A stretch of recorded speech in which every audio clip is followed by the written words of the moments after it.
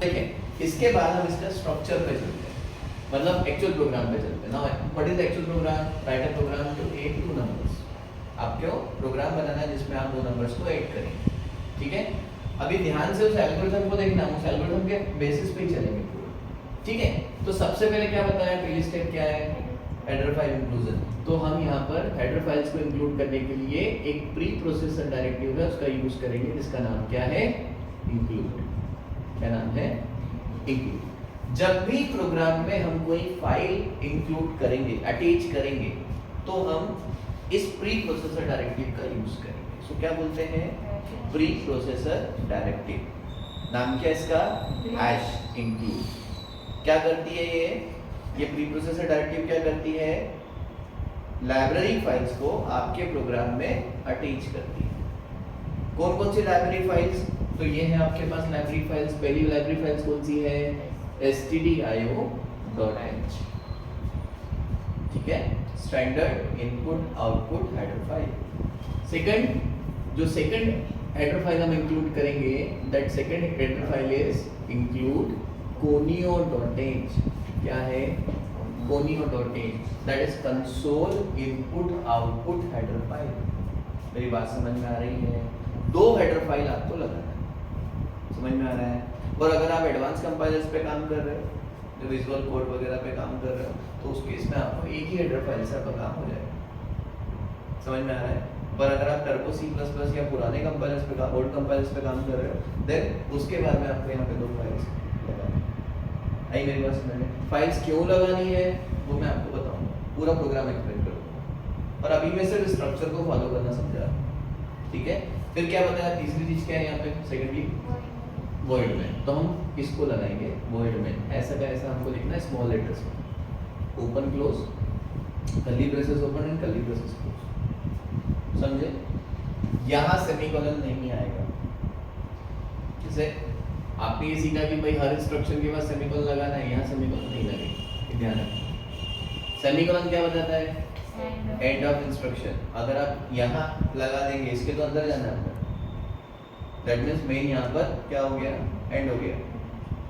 तो हमको इस डेफिनेशन के अंदर जाना है, कंपाइलर इसके अंदर जाएगा, और आप अगर सेमीकोलन लगाते हैं तो आपको एरर आएगी, समझ में आ गया। Now what is the first step, variable declaration. तो आपको क्या एनालिसिस करना है, प्रोग्राम बनाने के पहले क्या एनालिसिस करना है, वेरिएबल का नाम, कितने वेरिएबल्स लेना है और उनका टाइप क्या रहेगा, ये अभी ही एनालिसिस करना है, ठीक है। अब कई बार क्या होता है, जब आपको फार्मूला डायरेक्ट दिखता है तो आप एनालिसिस कर लेते हो, पर कई बार ऐसी सिचुएशन भी आएगी जब आपको लॉजिक पहले से नहीं पता है।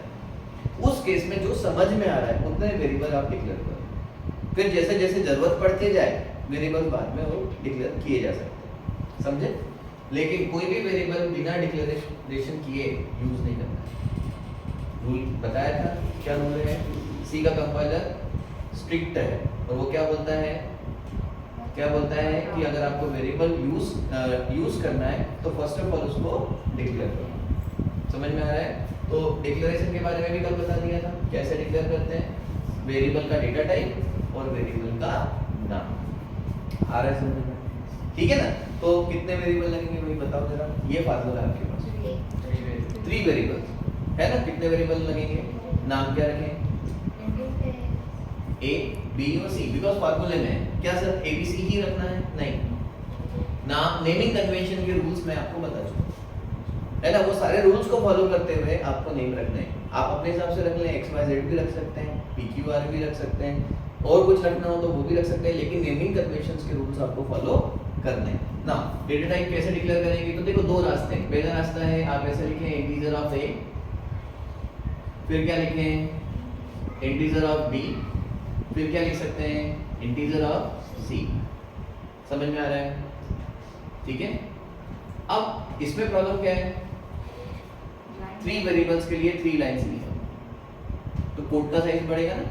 हम इसको कॉम्पैक्ट बना सकते हैं। अगर आपके पास मल्टीपल वेरिएबल्स हैं तो हम ऐसा लिखने के बजाय हम सिंगल लाइन के अंदर ही, सिंगल स्टेटमेंट में ही डिक्लेरेशन कर सकते हैं। क्या आएगा सबसे पहले, डेटा टाइप, और अगर सभी के सभी सेम टाइप के हैं डिफरेंट टाइप के होंगे तो फिर आपको सेमीकोलन लगेगा, ठीक है। सो यहाँ पे क्या किया, इंट, फिर क्या लिया a, फिर क्या लिया b, फिर क्या लिया c, कॉमा लगाएंगे बीच में।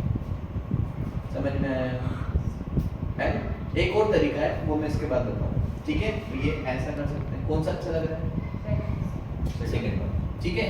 तो जब ये डिक्लेरेशन होगा तो क्या होगा मेमोरी में, मैंने कल बताया था, जब भी कंपाइलर इस लाइन को पढ़ेगा तो क्या करेगा, है ना, वो लोकेशन का नाम क्या देगा, लोकेशन का नाम देगा ए, उसका एक यूनिक एड्रेस होगा, फिर एक लोकेशन का नाम होगा बी, उसका एक यूनिक एड्रेस होगा, फिर एक लोकेशन का नाम होगा सी, उसका एक यूनिक एड्रेस होगा। समझ में आ रहा है? लेकिन सभी में क्या पढ़ा होगा अभी, गार्बेज वैल्यू आपने वैल्यू दी है क्या, नहीं, तो इसमें क्या होगा, यहाँ पर कंपाइलर अपने से एक वैल्यू डाल के देगा, क्योंकि आपने उसको वैल्यू नहीं दी। आपने क्या बताया यहाँ पे, क्या डिक्लेयर किया, डिक्लेरेशन का मतलब क्या हुआ, आपने कंपाइलर को क्या बताया, आपने बताया कि मैं 3 टाइप्स के वेरिएबल यूज करूंगा, one is a, second is b, third is c, और तीनों का टाइप क्या होगा, इंटीजर। दैट मींस ये a b c अपने अंदर विदाउट फ्लोटिंग पॉइंट वैल्यू रखेंगे, इनका जो रेंज होगा वो क्या होगा, मैक्स टू मैक्स पॉजिटिव कितना होगा 32767, मैक्स टू मैक्स नेगेटिव कितना होगा -36768, और मेमोरी ऑक्यूपाइड कितना करेंगे 2 बाइट्स। ये बताया आपने, पर आपने वैल्यू दिया क्या, आपने इनिशियलाइज नहीं किया। तो जब आप इनिशियलाइज नहीं करते हो तो कंपाइलर अपनी तरफ से वैल्यू पुट कर देगा, and that value is known as garbage value. Garbage क्यों बोलते हैं, क्योंकि इस वैल्यू का कुछ नहीं किया है, इस पे किसी प्रकार का कोई भी अरिथमेटिक और लॉजिकल ऑपरेशन नहीं कर सकता। आ रही मेरी बात समझ में? जब आप अपनी तरफ से कोई वैल्यू दोगे तो कंपाइलर इस गार्बेज वैल्यू को यहाँ से हटा देगा। समझ में आ रहा है ना? अभी हम एक फंक्शन यूज करेंगे, SCR built in library function है। क्या करता है मैं आगे बताऊंगा। ये हमेशा वेरिएबल डिक्लेरेशन के बाद में लगाना है। समझ में आया ना? अब सेकेंडली क्या है हमारे पास, इनपुट। नाउ इनिशियलाइजेशन, आपने जो वेरिएबल्स लिए हैं उसका इनिशियलाइजेशन आपको करना है। देखो, जब आप प्रोग्राम बनाते हो तो वेरिएबल डिक्लेरेशन आपने कर लिया, तो आपको ये भी एनालिसिस करना है कि इन वेरिएबल्स में से इनपुट कौन सा वेरिएबल आएगा और आउटपुट कौन सा वेरिएबल होगा। मेरी बात समझ में आ रही है? क्या एनालिसिस करना है कि इन वेरिएबल्स में से इनपुट कौन सा वेरिएबल आएगा और आउटपुट कौन सा वेरिएबल होगा। मेरी बात समझ में आ रही है? चलो एनालिसिस क्या करें, फार्मूले को ध्यान से देखो। क्या चीज इनपुट आएगी, क्या आउटपुट आएगा भाई? ए और बी क्या आएगा? A and B are input and C is output. तो क्या लिखेंगे हम लोग? ए और बी इनपुट है, सो हमने मान लिया कि ए की वैल्यू कितनी है 10 और माना कि बी की वैल्यू कितनी है 20।